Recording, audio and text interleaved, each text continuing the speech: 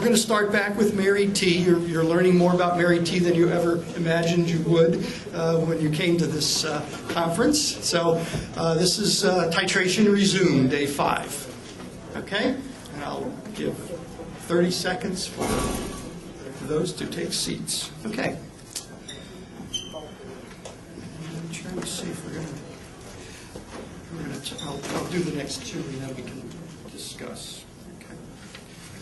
Titration resumed. Mary, on day 5, Mary reported that she was no longer experiencing withdrawal symptoms and that she did not want an increase because she did not want to become like those, quote, other patients on high doses, end quote.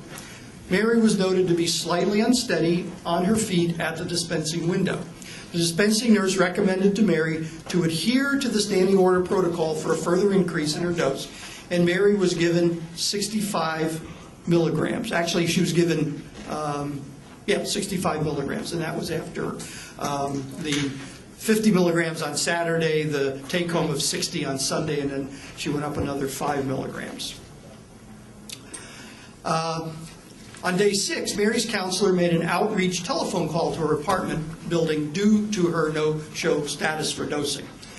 She was advised that during that call that Mary had passed away the day before, so it would have been on Monday. When she was found by her landlord that morning, she appeared to have fallen asleep on the couch. She was not breathing, her lips were blue. An ambulance was called, and she was pronounced dead at the hospital emergency room. So, any comments from any of the panel members? Again, one issue, a difficulty that we have in this field is that there are a number of symptoms that actually can be from both too much and too little of the drug. And what you have to do is look at it, understanding what you're looking for in either case. So, for example, an individual who gets too much of an opiate is nauseated. They may throw up. An individual in withdrawal from an opioid is nauseated. They may throw up. What's the difference? Well, one has pupils of 7 millimeters and one has pupils of 1 millimeter. And again, you have to be trained to know that and to look for that. In this case, we don't know what she said. Now, sometimes people just say, I feel tired. Now, fatigue can be a symptom of not enough methadone, depending on when it occurs. If it occurs later in the day. But if somebody says, well, 2.5 hours after I dose, I could barely keep my eyes open, that's a symptom of toxicity. And again, often, while somebody may tell you that, well, 12 hours after I dosed, I was starting to feel sick again, what you need to ask them is, well, how did you feel 3 hours after the dose? And if somebody 3 hours after the dose could barely keep their eyes open, you're not going to get anywhere with front-loading that dose higher. What you're going to do is make them more toxic. So again, it's a matter of people being trained in both the pharmacodynamics, what methadone does at receptors, and the pharmacokinetics, how it gets into and out of those receptors. It needs to be an understanding of all of the clinical people in a program, so that you don't have these kinds of decisions being made in a vacuum, which it seems like it was made. Yeah, I just want to add, too, that, if you read what was here, Mary was noted to be slightly unsteady on her feet at the dispensing window. And that's the question.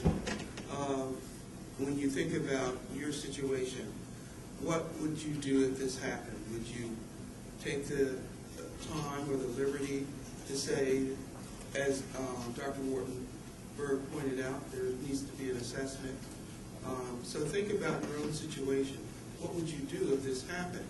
In my opinion, this definitely warranted some action, and it doesn't appear that the appropriate action was taken based upon the dispensing nurse recommended Mary to adhere to the standing order protocol and simply went on. So think about your risk reduction strategies in this sense of what would you do? What do your current policy and procedures in your clinic have for this kind of scenario? I would add that definitely there's been some red flags here. And one of the strategies, risk reduction strategies, and Alan alluded to having to see the patient 4 hours later when you're at your peak effect.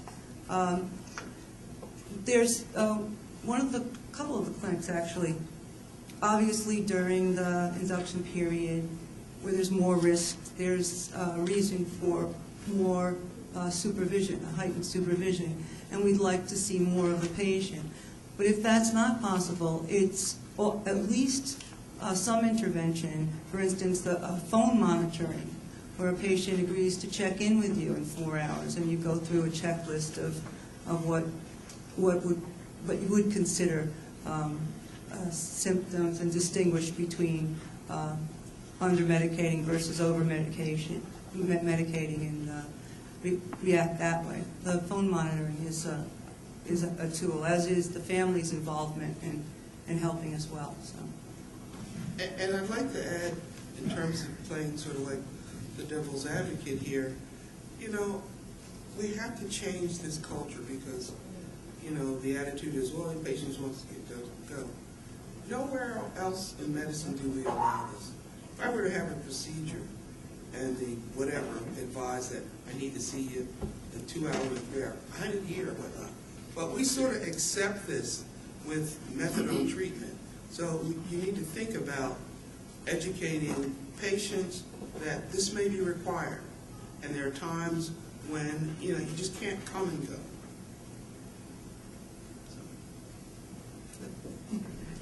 Yeah, we used to use an old rule of thumb, which was if the patient says go fast, think about going slow.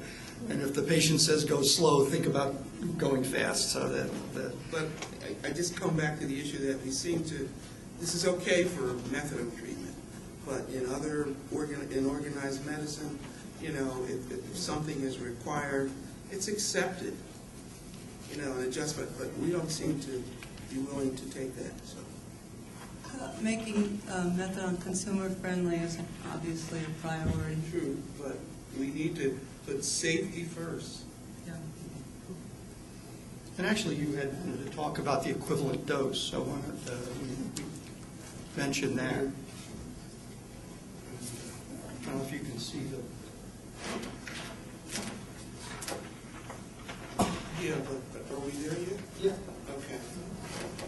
Now, we can go back if you look backwards if you want to. Because I don't think you read the rest of the case study. Oh, sorry. I think you. You're right. You're right. Day 6, sorry. A subsequent autopsy was performed within 48 hours of Mary's death. As the circumstantial cause of death, the autopsy report stated cardiopulmonary arrest due to pulmonary edema, secondary to methadone intoxication, history of opioid, prescription drug, and heroin abuse. The forensic toxicology report indicated high levels of methadone and methadone metabolites, and no other drugs were reported. Do you know how high the level of methadone? Somebody may have that view. My understanding was that it was in the 2,000 microgram range. So going back to the point that Dr. Wharton raised about you don't know whether this is over-medication or whether the patient is experiencing withdrawal. Well, in this case, it seems that this was leaning more towards a case of over-medication. And if you looked at this patient's pupils, etc., they would be narrow and pinpoint. So, just to follow up on, well, we don't know what we're dealing with here.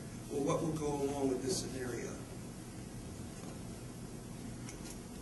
And, you know, I was always trained, if you don't know what's, if you don't know what's going on, don't just do something, stand there. And that was the, again, I think several people raised that starting this woman, even at 10 or 15 milligrams, not raising her dose, leaving her be for a period of time. Instead, not only was that not done, but, a very significant increase, which clearly exceeded this poor woman's tolerance and resulted in a disaster, was what occurred. Because the very next slide, I think, that chart that we're talking about demonstrates that. Oh, I'm sorry, Lisa? Yeah. Where's Okay. Want to do the equivalent dose? Oh, I think it, the bullets. There you go. That's day 1. Day 2. Here what we're doing, we're going back to remember the spiral. And if you simply calculate the numbers in red, I believe, on the far right column, is what we call the equivalent, taking half of the dose that's still active in the patient's body and adding it to the dose that's administered or whatnot. And you see the cumulative effect. So I believe on day 5, based on that protocol, the standing order protocol of jumping 10 milligrams per day and 5 on day 5, she got an equivalent dose of about 115 milligrams. And again, we're talking about a patient who had low or if any, marginal tolerance. So that's the principle we're trying to demonstrate. I'd just like to ask a quick question. I just did a training last week and went over this pretty much the same thing. And somebody in the audience asked me a question I could not answer. At what point is what they're getting, what's the equivalent? Pardon me, I can hear. At what point is the dose, the actual dose they receive, 65 milligrams, or at what point do the actual dose and the equivalent dose match? It takes 5 half-lives. half-lives for you. We maybe need to go back to that slide to reach what we call steady state. The question is, at what point would you suspect that a patient is leveled off at a dose of 80, 70, 40? It takes 5 half-lives. Now, 5 to 7, perhaps 10 days in most patients. There is individual variation. It may take 14 days for some patients. Some patients may reach that in 3 days. You see, it's determined by the genetics. You can't look at a patient and determine that. The only way that you can determine that is by following that patient clinically. And that's how you observe tolerance. And as we said, you ask the patient, how do you feel at peak? Not necessarily at draw. So it varies. But the rule of thumb is it takes 5 half-lives. It takes 5 to 7 days for you to reach steady state. And if you continue to increase the dose each day, then you run into what you ran into with Mary T. And this isn't stuff that I or anyone else here has made up. There's research to support this. There's an article in your handout that points this out. The pharmacokinetics have been studied. It's based up scientifically. Correction? Research scientific is with actual clients that take it. Yes, one of the articles, well, there's 3 actual good articles. 2 of the articles show this individual variation and how patients will fall in terms of this based on the scientific evidence. But the key is it takes about 5 half-lives to reach what we call steady state. And again, if you read the package insert, it tells you the very same thing. And as I said, the committee that's studying safety in methadone in Pennsylvania is looking at both the OTP and the pain management use of methadone. And I've done a fair amount of reading on that side, the pain management side, and they're very clear. I mean, they basically say most people don't know how to prescribe it, to give the orders, and it's 2.5 milligrams twice a day, and then very, very, very slowly. And they'll even say go 3 to 5 days at that dose before you decide if it's working or not, and then move it up. Now, we don't tend to do that in NATPs and OTPs, but Why? Yeah, Say- we do. You do? If Okay. it's not lasting through peak, I'll have to prescribe. If it's not lasting through peak, they can get a raise the next day. But I won't give them a raise for 5 to 7 days if it lasts through peak. Good. Isn't that the common practice? Actually, it Yes, it's varies. becoming, Yeah, I think it's increasingly people are becoming aware of that, but again, there's still lots and lots of programs where, you know, there's sort of an assumption that everybody's going to need, you know, I mean, in fact, there's evidence that the average dose in most people are going to be between 80 and 120 milligrams. I mean, there's all kinds of data that show that. Again, the problem is how quickly you get there, and that the average person doesn't mean everybody.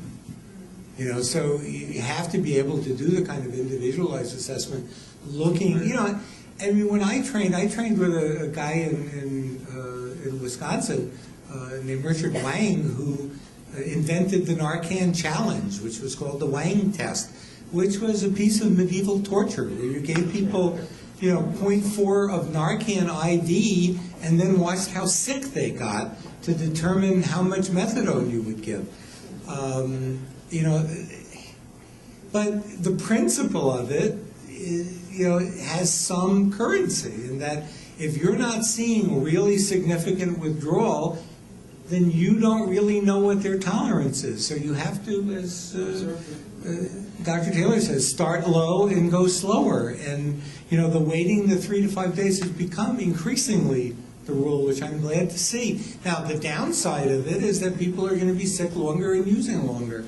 But, you know, I tell my patients I have a choice between that and killing you. And I would much prefer not to do that, not to kill you. So, you know, we're going to have to go slower. And, you know, in the best of all possible worlds, we put people into a clinical research unit with an IV hooked in where we'd be measuring serum methadone levels and calculating their half-life and titrating them in a 48 to 72-hour period in a hospital setting. You could get it almost perfect. You can't do Well, Joel that. and Nicewander had no level. No, I mean, They you know, had to wing it all on. yeah, but they were treating serious New York heroin addicts at a time when heroin quality in New York was very, very good. So they were fortunate to see people in the 60s when there was 25 milligrams of heroin in a bag of heroin, you know, which is, now there's maybe 15 to 20. In the 70s, one of the reasons that low-dose programs developed is that in the 70s it went down to 2 milligrams or 3 milligrams of heroin in a bag. So actually programs that gave people 40 milligrams were about treating the habit. The difficulty is that that changed, you know, and now we're back up to 15, 20 milligrams of heroin per bag, and plus OxyContin and Dilaudid and the rest of it. two things that I'd like to add. That I too, years ago, used to do the more rapid titrations and began to change and had this fear that, oh, they're going to use. But as I began to follow patients a lot more closely, many of them would come to me and say that they didn't use. Yes, they were uncomfortable, but they could tolerate it. So I was surprised that I said, oh, they're not going to come back, they're going to drop off the program. That was not the case. The second thing is that in terms of a caveat, you cannot judge a patient's dose by what they're telling you they're using. You really can't. You have to observe their tolerance. You know, because patients, as you know, many of them will over-report how much heroin. So you can't go by what, oh, they got a high tolerance because they're using this. You have to observe that. And it takes time. That first week, you can pretty much see a good demonstration of their tolerance. Yeah, I wanted to ask you about that, both of you.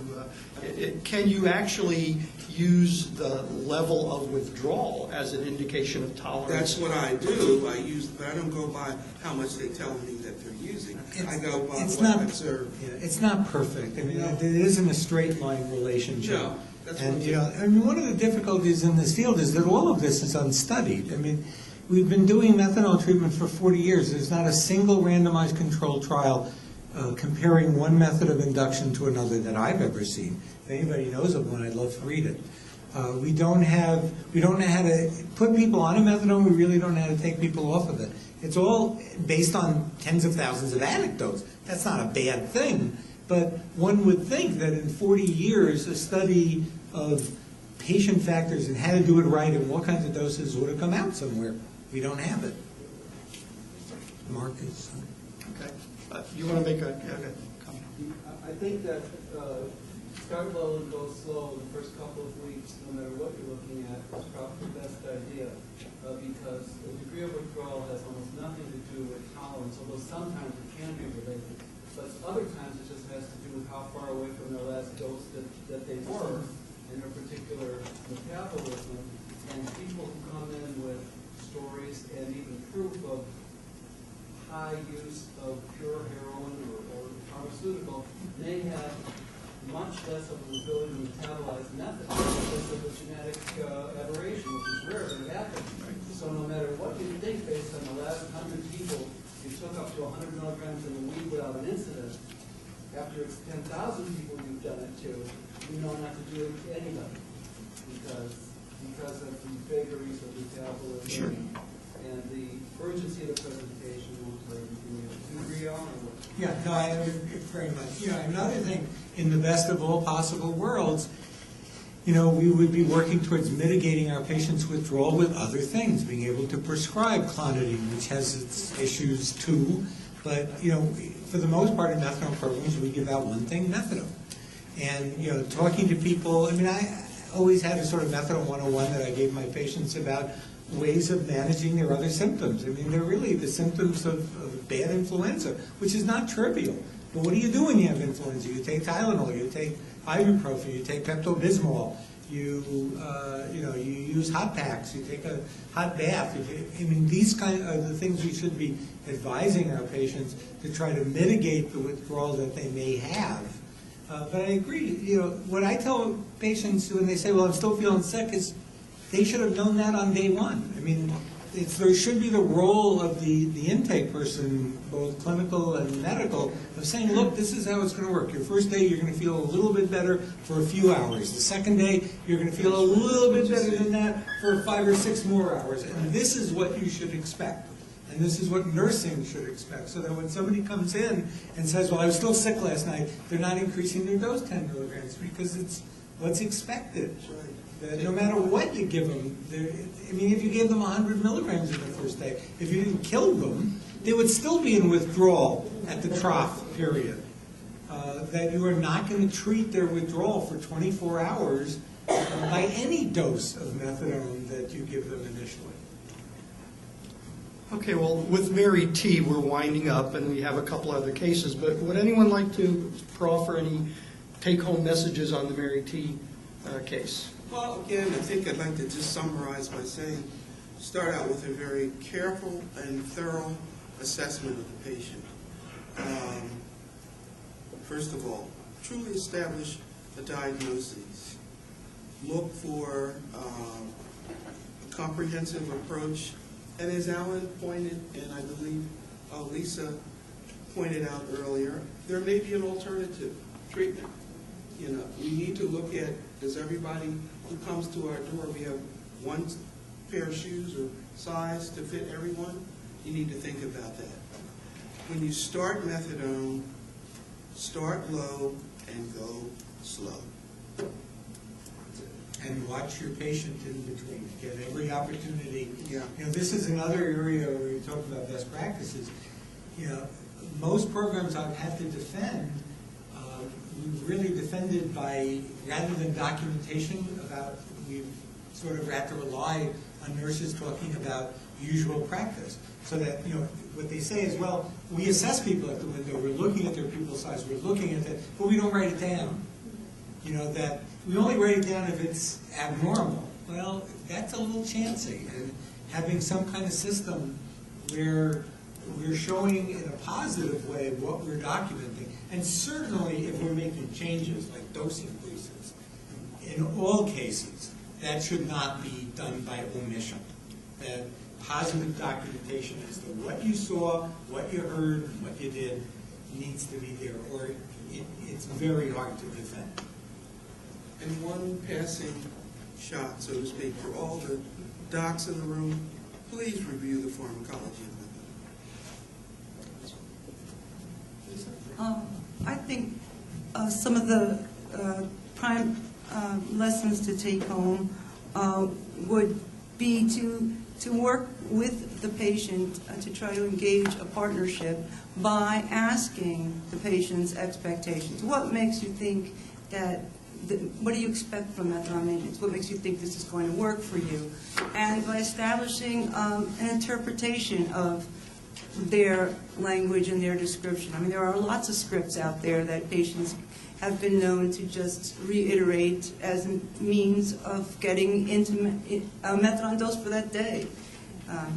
Doesn't necessarily mean they're going to come back, but in any of the other modalities, if a patient says they're an addict, you don't really question it because there's no big payoff for coming into an alcohol detox, saying you're an alcoholic.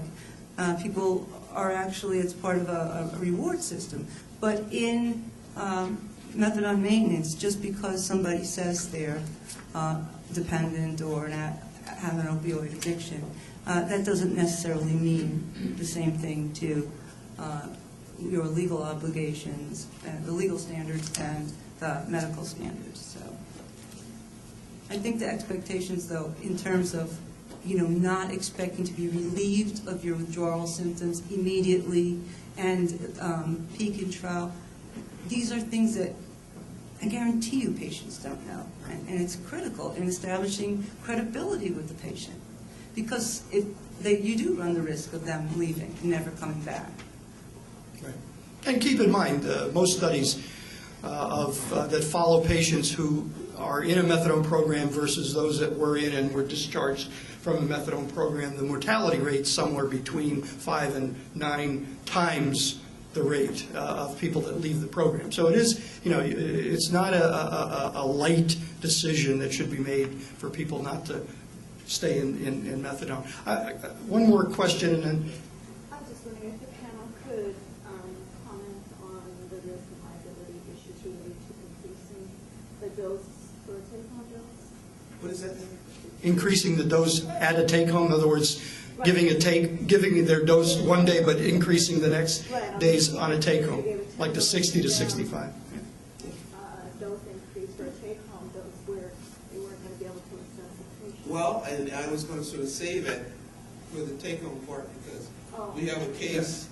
We do. Bringing that up, yeah. We're going to go through two more cases. Excellent point. One Torsad's case and one take-home case. So, Dr. Campbell, you had a question, comment? Basically, I'm just going to present the regulatory side.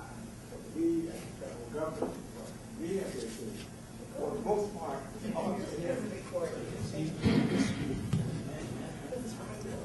yes, from the regulatory point of view, what we used to see, first of all, my office is responsible for all the certification of all the OTPs. We run to give up the certification to make sure they are approved, and we also give out letters of disapproval. So, and we do make spot checks at some of these clinics, unannounced, of course. But one of the main things that we see that gets some of the clinics in trouble is, number one, we go and review the charts, we do a chart review, and we see these standing orders. That's one thing that will get you kind of, not dinged, but that's one thing that we will check off, and we pay close attention to that. Number two is that we see improper assessment of the patient. Although they tell us that the patients are assessed, we do not see it documented. And that is another thing that gets a lot of clinics in trouble. And we also are very aware that it costs a lot of money to have a physician 24 hours a day or there doing regular hours. We understand that. And we have found some physicians who are overseeing 3 and 4 clinics. Now we know that physician is not there at this clinic and that other clinic at the same time. We understand that. But what we need to see in these charts is there is some type of way whereby you can get in contact with that physician and make the appropriate assessment, and there should be appropriate follow-up. A lot of times we see these rubber stamp signatures. And that's another thing that we're looking for. But the main things that we're looking at is the proper documentation. We need to see appropriate assessment. If you're going to make the change, we're not saying don't make the change, but there must be some appropriate assessment that follow behind that. And the standard orders is another thing that we can look at. Now we're not trying to say how you should practice or anything like that, but we need to see some documentation behind that, because that's one of the things that we really look at.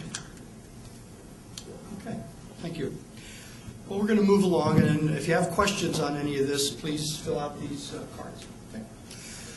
Oh, this is your, Lisa, this is your impairment on third party. But we're not going to do that one, right? We're going to do the Torsades de Pointes. Yeah. Ah, good. And I'm a psychiatrist, by the way, so learning how to say that term was not easy for me either. Torsades de Pointes, for those of you that don't know, torsades is a twist. So it's a twist around a site, and I think it refers to the electrocardiographic changes that occur during this particular type of arrhythmia. Dr. Wartenberg is going to present this, but I will read it for you. KB is a 36-year-old white male on methadone. He was on 300 milligrams, insisting it's not holding.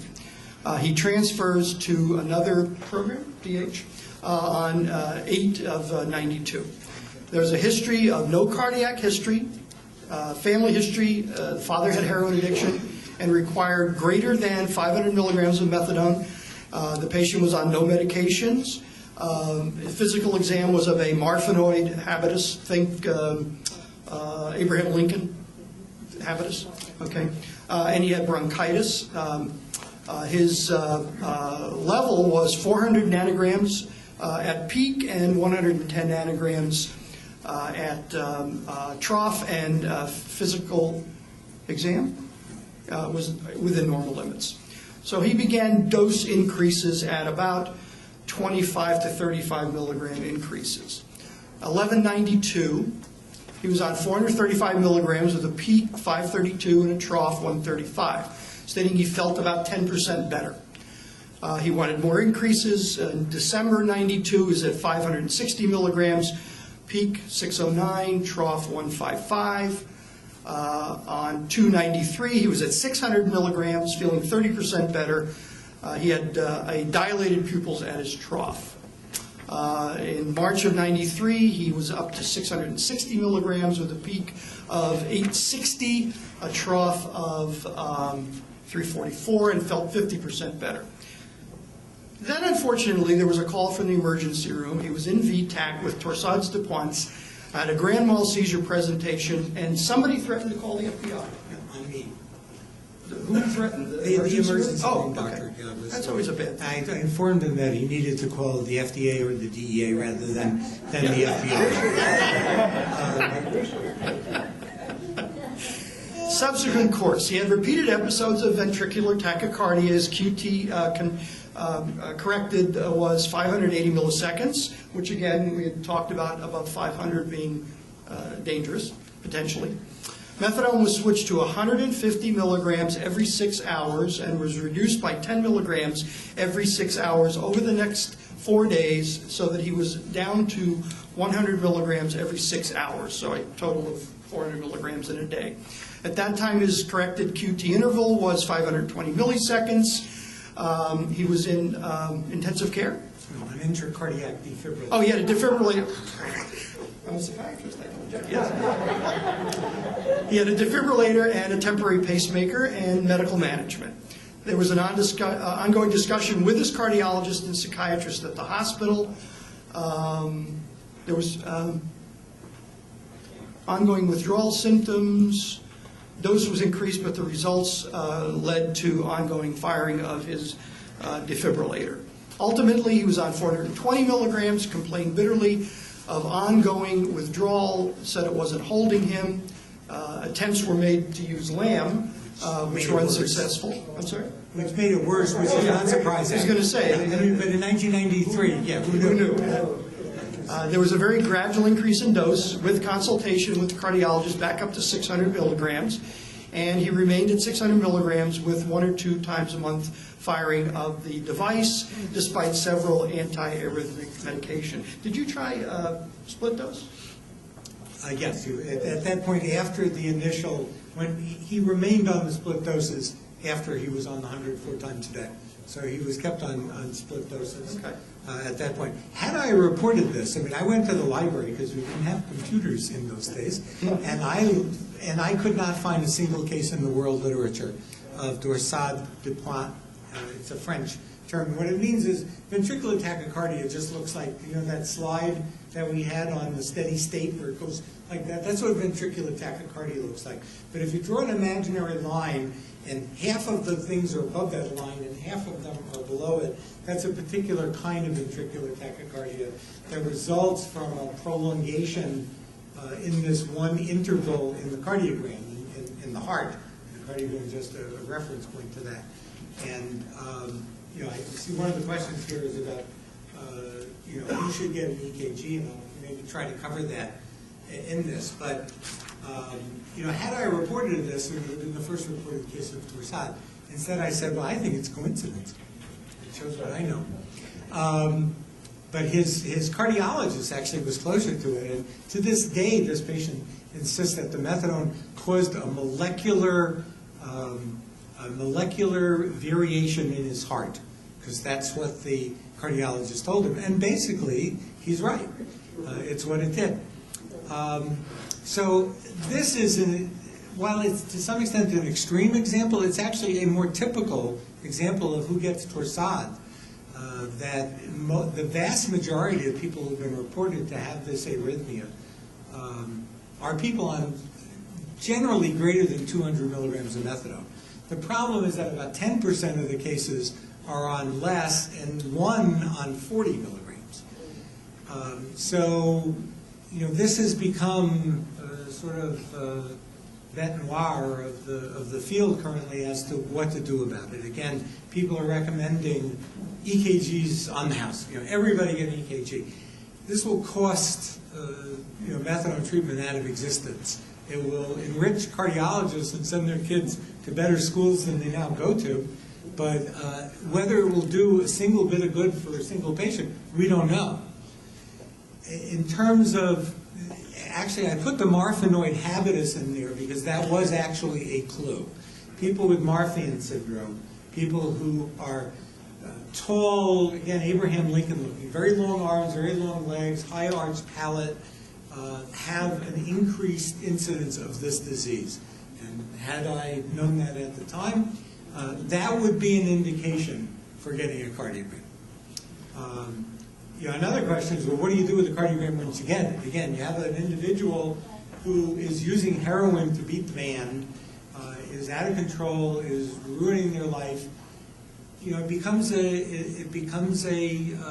discussion of risks versus benefits. And you know, in 1992, we didn't have many other resources. We got LAM, actually. It had not, I think it was just about to be released, and we got something from the company. And it turned out LAM was pulled off the market for doing more of this than methadone ever did. So, but we didn't know that, and they didn't know that. So, I think that, you know, to me, the takeaway messages are, one, every patient really needs a careful historical and physical exam assessment, which we should be doing anyway. But what we need to be asking people is, number one, do they have any known heart disease? Have they had any fainting spells? Have they had palpitations? Have they had or near syncope? Have they had unexplained seizures? As this guy presented, when you get VTAC and the blood doesn't get to the brain, one of the ways people present is with a seizure. Is there a family history of any of the above? Do you remember the patient's family? Yeah, the family history was negative. Okay. So, I mean, we and specifically, and we went back afterwards and really carefully reviewed. There was no history, but of sudden death, of unexplained sudden death, of palpitations, of of syncope, of unexplained seizures. Although the father Had required a very high dose of which was interesting in terms of what this guy's methadone distribution was. And as we saw on the levels, which is another question, and levels can be a whole other one-day talk. There are people who think levels are very helpful, and I feel they're mildly to moderately helpful. There are people who think they're the be-all and end-all, and there are people who think that they're worthless, and there's not a shred of evidence to support any of the views. So it's pays you money and takes your choice. You can be an excellent methadone physician and never order a level, or you could be ordering levels on everybody, but you're spending a lot more money. And I use it in a selective way where rather than the absolute amount of the level, the ratio of the level means more to me. So this guy was clearly hypermetabolizing. So, normally peak levels, again, the normative values stink. I don't know that they're worth much, but if you look in the book, it says 400 to 800 nanograms per ml. If you look in other books, it says 100 to 400, which is probably more for pain. But 400 to 800 is probably not unreasonable. But I've had patients walking around looking great at levels of 1800, who look absolutely fine. So, when I order levels, I order them only with a clinical assessment. If I don't have the clinical assessment, it is worthless. Don't tell me the numbers. And if you have to choose between getting the levels and getting the clinical assessment, get the clinical assessment. I want to know what somebody looks like at peak and what they look like at trough. If I have levels, it may give me a little bit more information. There's more and more information emerging that, left-handed methadone versus right-handed methadone, and the enantiomers of methadone, the stereoisomers of methadone may be more important than these absolute levels. And so, it's a field in flux. But, I was somewhat guided, and I was much more up on those levels back in the early 90s. I thought they were the greatest thing since sliced bread. But, again, I think they can be useful in selected patients, particularly when the doses are starting to really head up, or you have a patient where they tell you 3 hours later they're feeling fine, but 7 hours later they feel terrible. That getting peak and trough levels can tell you something about hypermetabolism and whether split doses may be necessary. So what ATOD is saying, what the published recommendations of ATOD are a good history of both personal heart disease and risk factors and family heart disease risk factors, physical examination showing cardiac problems, or in this case, his Marfan syndrome would have been a risk factor. And on the basis of that, determine an EKG. And then if the EKG shows low QT intervals, if they're 380, 420, proceed, monitor it. We don't know at what interval. Is it going to be with every dose change, every 2 dose changes, every 3 dose changes? Unknown. So, pays you money and it takes your choice. If the level starts getting up there, then I think it's an informed consent discussion. And that the patient needs to be the ultimate arbiter. To say, look, even if your QT is above 500, an ill effect is extremely rare. If you know you're going to go out and use heroin, that is, or snort OxyContin and get yourself arrested and have an OD and have your family split up, that is far more of a risk to you, perhaps, than the risks of, a minimal risk of an episode of Torsades. I've been in this field for almost 30 years. This is one of 2 cases I've seen out of treating somewhere in the range of 15,000 people. Now, how many did I miss? I don't know, but, so I think the first thing the field needs to do is to study. There needs to be pilot studies of looking at the cost-benefit ratio. How much do we have to spend in order to save one life, to help one person? And we don't have that information. But some of my colleagues are promoting this massive increase in electrocardiographic monitoring, which I think is going to scare people off of methadone. I think there are going to be people who have QT intervals of 480 where it's like when I want to prescribe naltrexone to one of my alcoholic patients. Well, that stuff's bad for your liver. Come again?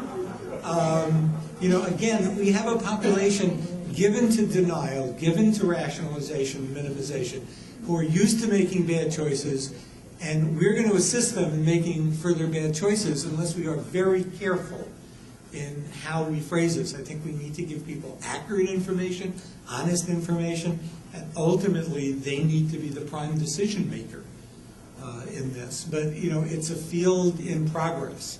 So, you know, I can only tell you what I'm doing. I did on every patient I had at the VA an EKG, okay, because I can. You know, I mean, they do 1,000 EKGs a week in this place. I mean, I called up the guy and said, is it going to strain your system if I send my 80 patients for an EKG? He said, are you kidding? You know, so, but if I were in a community-based clinic where I have to go through, you know, hoops and barrels and to get that, or if the patient's going to have to pay $500 for that. But what we found was out of our 80 patients, we had 2 patients, and both of them were on other drugs, and that's another issue with history, is are they on other drugs that prolong QT interval? And unfortunately, that's a growing list. So it includes a number of cardiac drugs, and it includes an alarming number of psychiatric drugs.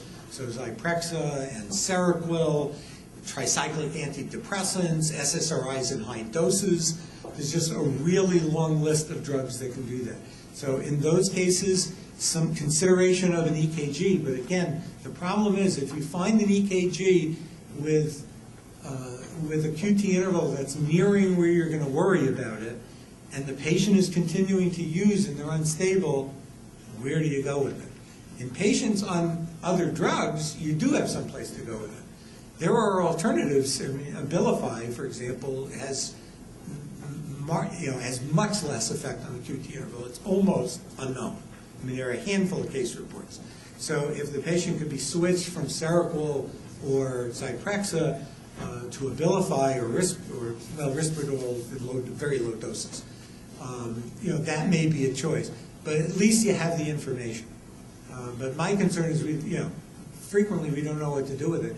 And how many people are we going to hurt by not giving them adequate doses of methadone because of the potential chance of torsade and some adverse outcome? And I wish I had the answer to that. So how much more often does it occur than in the general population without it? Nobody knows. Yeah, that's the point. Why are we worried about it? Why, I'm sorry, I came here believing that I couldn't give methadone in any kind of dose level because I was going to cause torsades, and I'm still looking for who said don't give high methadone because it caused... Nobody has said that. Because that's what I'm hearing from Yeah, you. I mean, I don't know, it's not, I mean, I hope you haven't heard it from me. No, I'm hearing, I'm sitting here now getting information that appears. Why are we worried about causing torsades? Well, there is no science that's saying that methadone caused that. well, because the lawyers are, I mean, Okay, and that's this what is a I'm risk hearing. management talk. Now, one is there are some chances, this does occur. I've seen a couple cases, and they are around. They are extremely rare, but, you know, if you read the ATOD position statement on it, I think it's very balanced, it's very fair, and it's very, very reasonable. Actually, Who said it is Maury Craig? Well, Maury Craig, I mean, There's some, I'm just not hallucinating. no. I mean, what he didn't say not to use it. I mean, what he said is get cardiograms on everybody without, and then saying, well, if the QT is really high, give consideration to lowering the dose of the methadone when possible. Well, what does that mean? Consider a transfer to buprenorphine. Yeah, patient on 300 milligrams of methadone, you're going to transfer to buprenorphine. Because it might cause this? Well, that's exactly it. I mean, Andy Byrne, who's a very, very good guy, basically sat at the ATOD meeting and said, to Maury Krantz and to several other people, Barry Stimple, who was one of my mentors, said, this is ludicrous. What you're saying is ludicrous.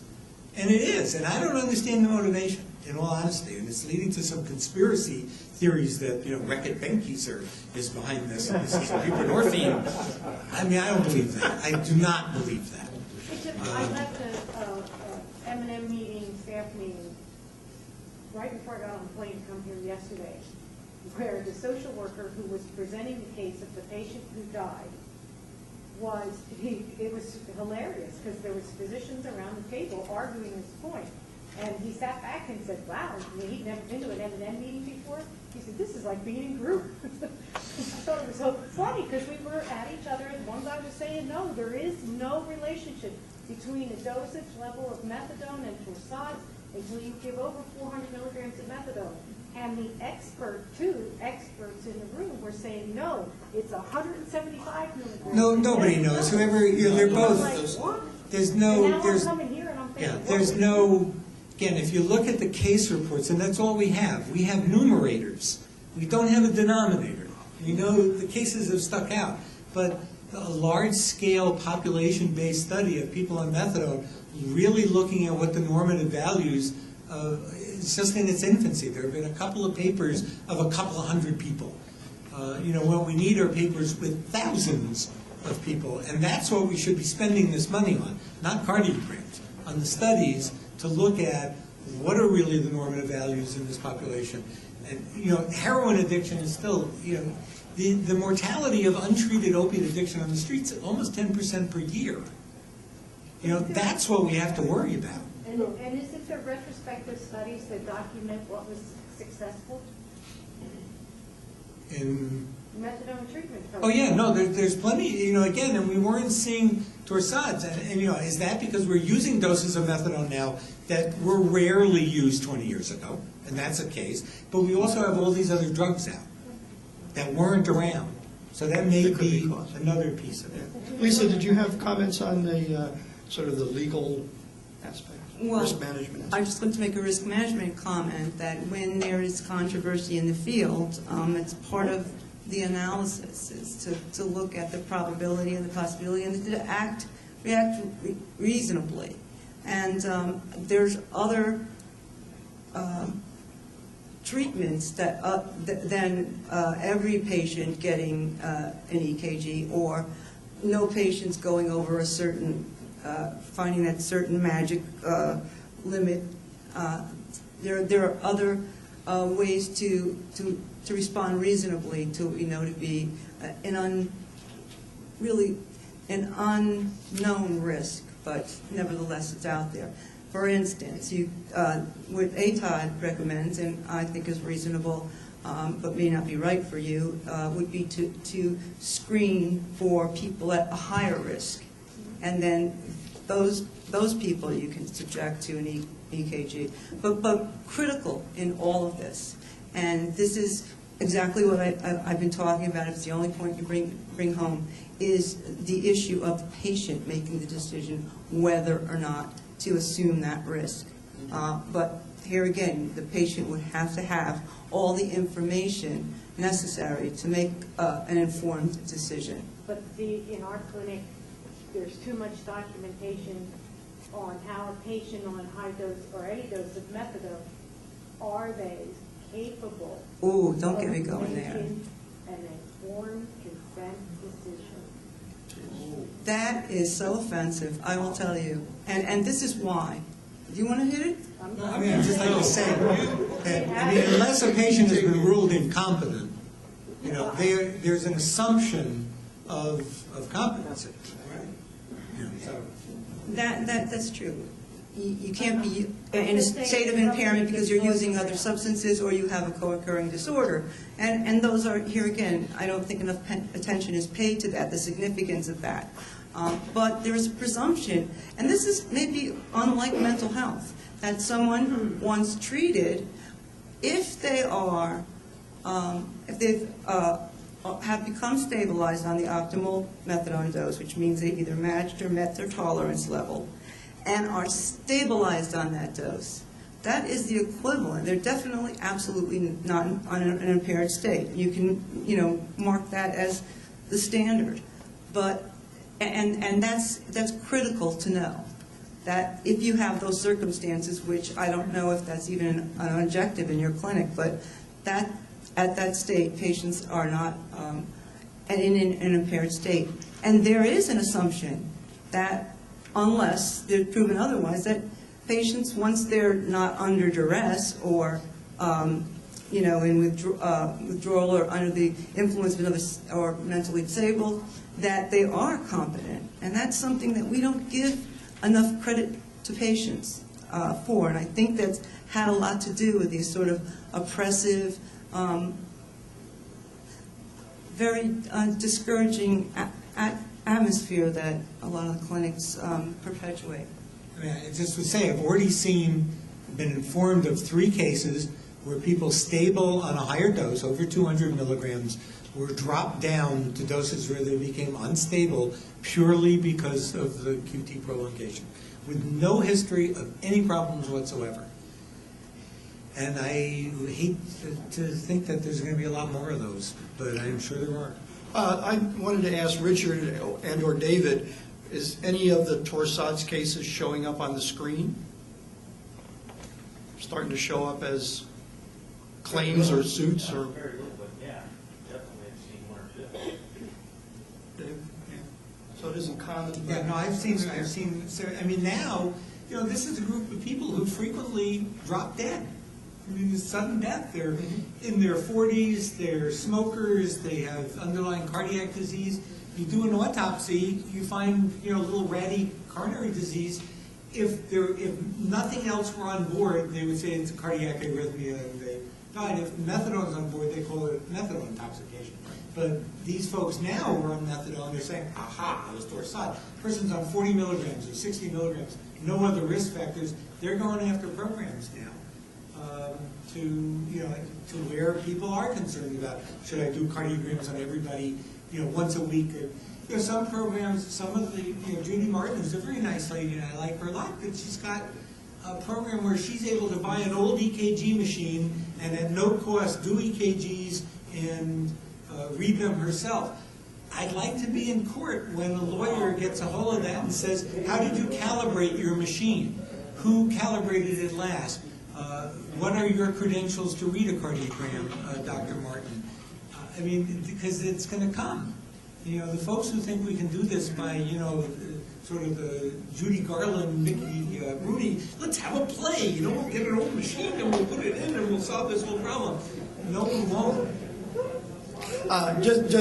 We want to do one more case and then we'll take a break and then we'll do Q&A. So if you have a Q&A, or do you have a fast comment? That was visual.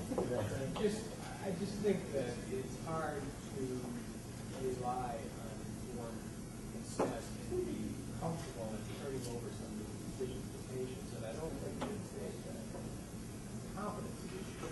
But even patients being treated for a few years, maybe on 300 or 400 milligrams, and arguably this dose is still under some duress, you might say. I mean, they're apt to, and also, what we mentioned earlier, people wanting to associate themselves with a lot of pain and sometimes the other issues going on, that it's not comforting to just turn that over to the patient. Sometimes, for example, let's use the diabetes example, not every disease is managed in such a way that the patient is symptom-free and that everything is back to normal with them. There may be some people on methadone treatment who are not going to feel 100% normal. They're going to have some discomfort. Certainly, my interpret it as wrong. That is the point where the physician has to make a decision that enough is enough. Okay. I was, what I meant is the patient is a driving force. It's not the driving force. Obviously, again, somebody who says, I'll assume all the risks, I want to be on 800 milligrams. I'm not going to do that if I don't think it's in that patient's best interest, no matter what they want. Okay. That also has to do with the competency of the patient to make an informed, intelligent decision to appreciate the benefits and the risks. If they're not able to do that, then we can't have an informed decision. Well, if not, we're talking about it not being a competency issue at some point. I thought we were going to address it. Okay, we're going to go to the next case. One thing I wouldn't recommend, too, in addition, I have Epocrates. I don't know if any of you know Epocrates. It's a program that uses drug-drug interactions, and I use it a great deal. I would recommend, if you're going to get it, get the good version that also includes over-the-counter medications and herbals, because that's another thing that our patients do. I was just reading about grapefruit juice as being an issue, and that never happened when I had a patient on methadone, but it did happen. The patient was well maintained and well established on Paxil, and felt so good he wanted to get healthy, so he went on a grapefruit juice diet and came in all blotchy, and his primary care doc said, "Oh, that's from the Paxil." Well, he had been on it for 6 months, and it really wasn't, but when he started on the grapefruit juice, it went up. So get the version that also looks at herbals and et cetera. Okay, we have FDA and state authority asks for work hardship after he brings a letter from his employer about the need to be at work at 6 a.m. Given a 5 takeout dose per week by week 4. The first 2 urine drug screens were negative for substances of abuse. In month 3, missed several counseling sessions, rescheduled, was unable to provide a urine, and is given a warning. UDS on 1 week later is positive for oxycodone. 1 week later, the client is accused of providing methadone takeout doses at a party, resulting in the death of a 21-year-old white female. Lawsuit was brought against the clinic for allowing takeout doses without evidence of compliance, or with evidence of non-compliance. You want to take it from there, or keep going? This is also a composite of several cases. Okay. But this is an issue I've seen in at least 3 cases that I've worked on. And this is a composite of those 3 cases, where the issue is diversion of this one had some additional issues because it was not somebody who had earned the takeout doses with the 8-point FDA criteria, but one where it was hardship, which we all do. There are patients where their continued employment, child care, distance from the clinic, difficulties in transportation may relate to very, very good faith efforts in giving that patient take-home doses. And again, in at least one of these cases, their side of the story was, well, yeah, they had a party at their house and somebody went into their room and stole the take-home dose. So, again, this is one of those issues where, I don't know there's right answers, but the key, and I think what protected the clinics in at least 2 of the cases, was they really did have very good documentation. And that, in fact, when, there were warnings given when the individual didn't make their counseling appointment, the take-homes were polled when the oxycodone urine, but unfortunately, that was right at the time when this event occurred. These are cases that, one of the issues that amazes me, I've admitted people to methadone programs who told me that they had been on 60 milligrams of methadone. Again, as Dr. Taylor said, I never believed that. I never believed, again, somebody could tell me they're on 50 bags of heroin. I don't know what's in those bags of heroin. And so even if they are doing 50 bags of heroin, I don't know what's in it. So I treat what I see. But what amazes me is I've had lots and lots of people tell me that they were able to get a fixed dose of methadone every day from someone's take-homes. Yeah. And how do you do that? Obviously there are people who are really excellent sociopaths out there who are diverting large numbers of their take-home doses. And there are few, if any, things that so inflame public opinion as one of these cases where takeouts get in the hand of some kids. In one case, a woman in one of our programs gave a take-home dose to her child, she said, for a cough. The actual story was that the kid was disturbing her while she was entertaining, and she thought a little methadone would quiet the child down. It was a 2-year-old child who died. Every program in the state stopped giving take-homes for the better part of a year and a half after that incident. So take-home doses, while they're extremely important, giving our patients independence in the clinic, having a carrot to go along with our sticks, in fostering independence and doing all the things that we need to do for our patients, have this kind of downside, where the drugs can be diverted, they can be sold, they can be given away, they can be taken by people with limited or no tolerance, and they can result in some nightmarish scenarios. And I think that, you know, my take-home messages on it is that you need to have policies, you need to follow those policies, you need to document, and, you know, that I think that a certain level, I mean, one of the things that I would say, you know, if a person came into a methadone program with me who I didn't know and said, well, look, I have this job where, you know, I have to do this, I might be saying to them, I might not be able to treat you under those circumstances. That, you know, I had one patient who made his living in carnivals, you know, who was traveling constantly, and they were giving take-homes.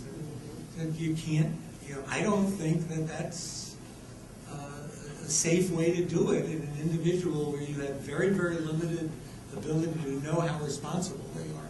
So there has to be a certain balance between the need for either medical hardship, work hardship, transportation hardships, and our responsibilities to that patient and the public.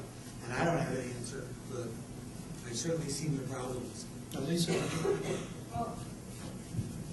I think what I just want to say is I know this to be a huge, proudly feeling comfortable and having adequate dosage, maybe the most important to patients, but then the next is definitely take home. I think patients need to be informed up front of the obligations of methadone treatment, and that it is, you will be required to attend daily for however long to be informed of the policies, and that you know, they may make a decision not to come in because of that, and it's just a reality. I also think there needs to be a grievance procedure that's credible, and that's quite another issue. But I think I know that in terms of the third-party liability for people who are harmed by your patient's actions in selling, losing, misplacing, any number of issues, is going to be, they're going to look back at the OTP in terms of, you know, was the risk of harm foreseeable, and did you take reasonable action to prevent it from happening? Or assuming you had the ability to do so. And that reasonable action, I think, isn't such a difficult standard. I mean, it's just got to be applied across the board, and it's got to be documented and have some consistency with it. I mean, human behavior is, you can't be expected to interpret, you know, whether you should expect it, but because that's part of addiction, the disease of addiction is, you know, stretching the truth a little bit here and there. But I don't think that anybody would expect 100% perfection on decisions regarding, you know, whether a patient is telling the truth all the time or not. But Dr. Taylor, would you like to comment on the young lady's question concerning Yeah, I'm gonna come back increases? To that. I want to make a few comments about this case in particular because it's not an uncommon scenario of a patient coming into treatment and obviously wanting to rehabilitate their lives by working, etc. So you're faced with this dilemma of retaining a patient in treatment or that patient leaving, you know, against medical advice, etc. Because, you know, well, I can't, you know, get treatment, so I'm going to take this job or I got to work. So, you know, that's the way it is. So, you know, from a program perspective, programs operate as a business, obviously. And, you know, I've looked at, you know, our program and I've seen that in some cases, if we simply change our hours of operation, we could accommodate patients more. Many of our, I hate to say it, the for-profit programs open up a lot earlier than the other programs. They open up at 5 in the morning. And our program opens much later. So by opening up earlier, many of these patients wouldn't even have to get take-homes because they could come to the clinic early enough so that they could get their dose and go about their business for work. So, and they give us feedback. Well, you know, I want to transfer to the other program because their hours accommodate, or they have late afternoon or evening dosing. They can keep their job. So you need to think about this from a business perspective of customer service. So that's a possible solution. And also, there, you know, we now have an alternative therapy. Many of these patients who meet criteria for Suboxone or buprenorphine, if they can't meet the structure of a methadone program, and they're amenable and they meet guidelines for being, you know, appropriate for what we call an office-based model. So there are alternatives to that. So those are my concerns about this case. And then also, moving on, it appears as though he had a positive drug screen and wasn't coming for counseling, missing appointments. How rapidly was that addressed? Because in my way of thinking, that should have been acted upon soon, and the take-homes should have been rescinded, or there needed to be guidelines for that. And, you know, unfortunately, it resulted in him, you know, getting it and then... Yeah, I mean, it was one of those things where, you know, I missed one and it just slipped my mind, I'll schedule for the next week, and he had scheduled for the next week, and then he had one other excuse, and then he was told, you either show up or, you know, you're losing it, but that was the week that it hit the fan. So, you know, it's, again, how quickly can you react to those things? They reacted in a reasonable way, although it was alleged it could have been faster. And then the question we had was, I believe you have a new patient who is in treatment, and the patient is on a build-up schedule or a dose increase, plus they're getting a take-home. Again, I come back to the issue of risk, and you need to look at do you want to accept the risk of that? Because not being open and giving a newly unstabilized patient a take-home medication, whether you like it or not, has risk involved.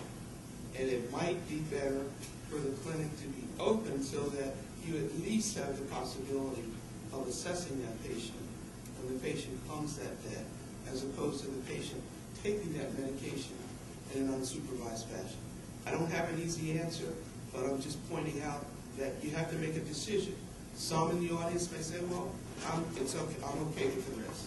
Some may say, no, I am not going to accept the risk, and carefully, or make an alternative by at least being open 7 days a week, or have. And if you're open, it doesn't mean you have to be open for your full day of service. It can be an abbreviated period of time. Let's say a 2-hour window, a 3-hour window, right before for those new patients. So it's just a thought. Okay, should I thank everybody for their time and attention now or at the end?